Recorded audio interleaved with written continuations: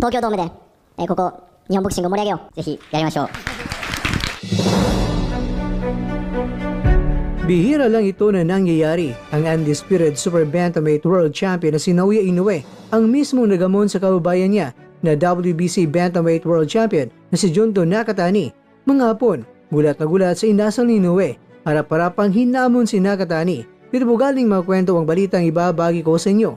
Kaya tara, kwentuhan na.